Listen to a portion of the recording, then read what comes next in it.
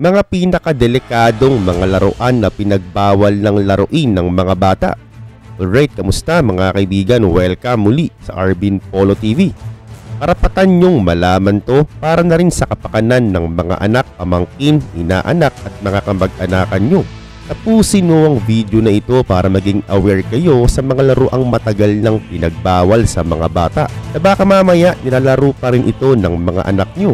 I-komento nyo rin sa baba ng video na ito kung alin sa mga ito ang meron pa rin o nakikita nyo pa rin sa mga pamilihan para maging aware din ng ibang mga tao. Kaya naman simulan na natin.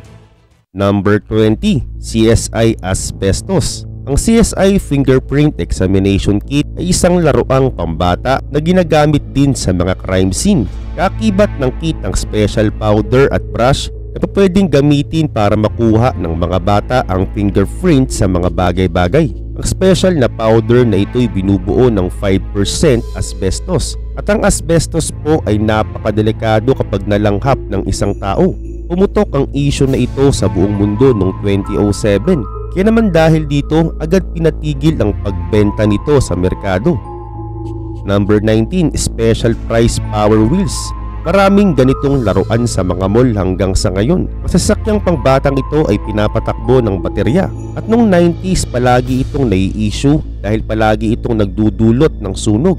Kaya naman noong ding taon na yon ay halos 10 milyong ganitong sasakyan ang pinagtatapon. Dahil maraming report ang naglipana na palagi itong umuusok at nasusunog. Natutunaw ang ilang mga parts sa sasakyan dahilan umaapoy sila habang ginagamit.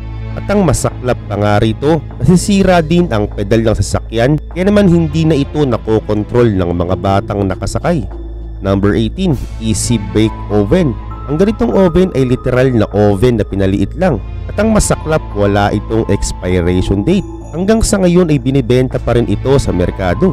Noong 2007 naging trending ito nang merong halos 250 na mga bata ang naipit at napasok sa naturang oven. Ngayon sa ating panahon, binago na nga nila ang disenyo nito. Pero ganoon pa man, napakadelikado pa rin ito sa mga bata. Number 17, Lawn Darts. Di na bago to. Alam naman siguro natin na napakadelikado nito sa mga bata. Para itong missiles na may matulis na patusok sa dulo. 3 bata na ang namatay dito, kaya naman matagal na itong pinagbawal ibenta o gamitin ng mga bata. Isa ito sa pinakadelikado kahit na mayroong pang gabay ng magulang. Number 16, Austin Magic Pistol. 1950s pa itong sinabing napakadelikado at pinagbawal gamitin ng mga bata. Ang pistol ay pinapagana ng gas-powered combustion at may laman itong magic crystals na gawa din sa chemical na kapag hinalo sa tubig ay magdudulot ng pagsabog. Dahilan titira ito ng plastic ball sa layong 70 feet.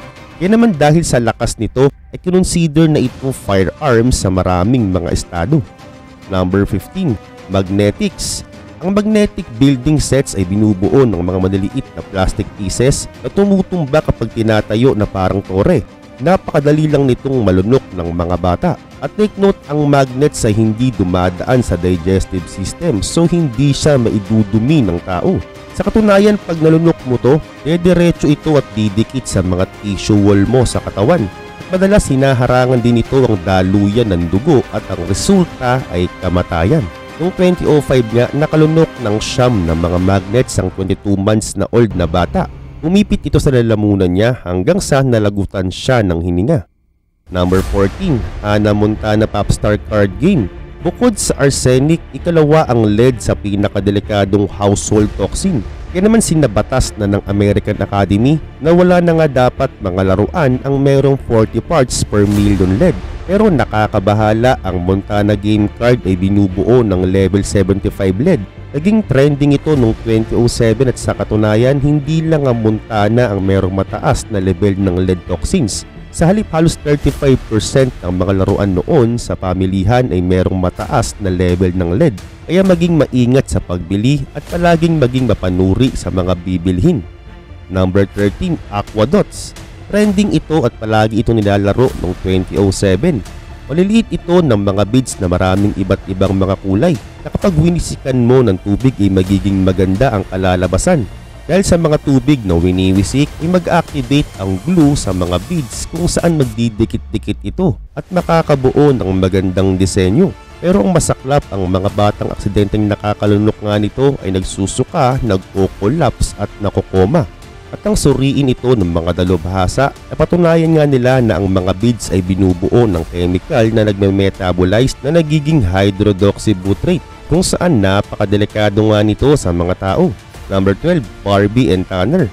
Napakaganda nga naman talaga ng Barbie, pero ang set na ito noong 2007 ay kakaiba. Si Tanner na aso ay merong madaliit na magnet sa loob na mabilis na tatanggal. At pag nakain nga ito ng mga bata ay magbabara ito ng 100% sa lalamunan dahilan hindi na sila makakahinga. Isa na ito sa pinakawalang kwentang laruan sa mundong ginawa. Number 11, Clackers.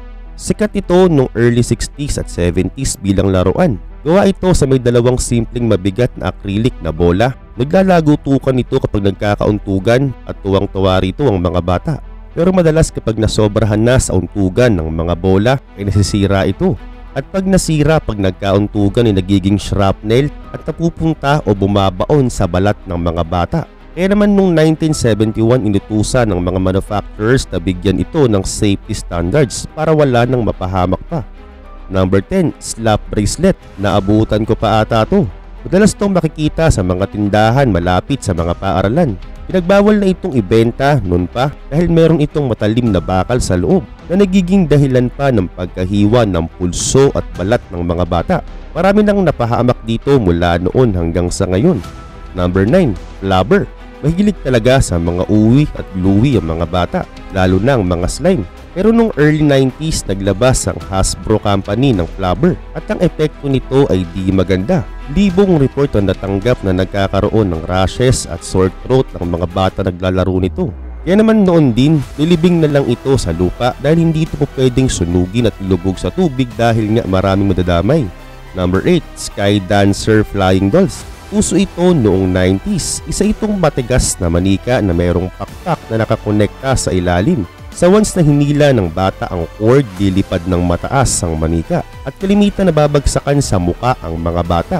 Maraming mga report na nagsasabi na nababasag ang ngipin ng mga bata at kalimitan nabubulag pa nga sila kapag nababagsakan ito. Kaya naman noong year 2000, pinagtatapon nga ito at pinagbawala talagang ibenta.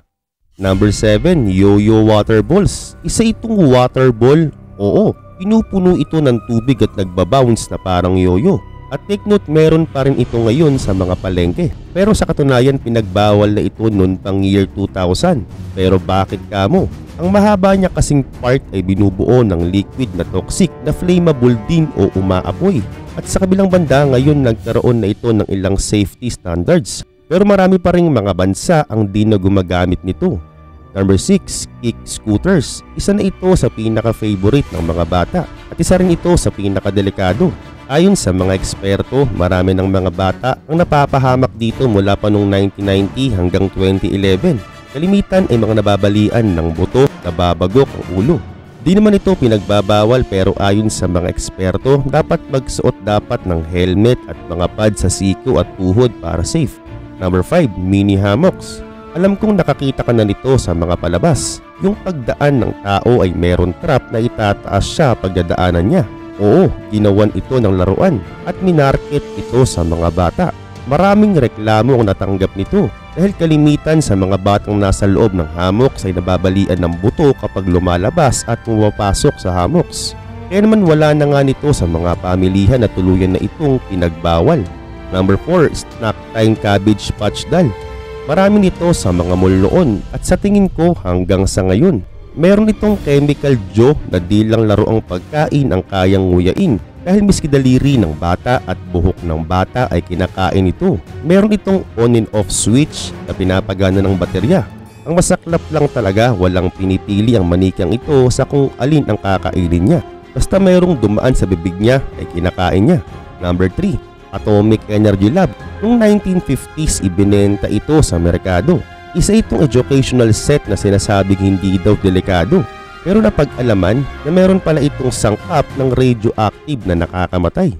Number 2, Inflatable Baby Boats. Safety itong salbabida para sa mga bata. Pero ang problema, ang straps nito ay prone sa sugat at mabilis mabutas. Noong 2009 na pabalita, halos 4 million na ganito ang pinatapon. Dahil nga halos 40 mga sanggol ang nalunod dito.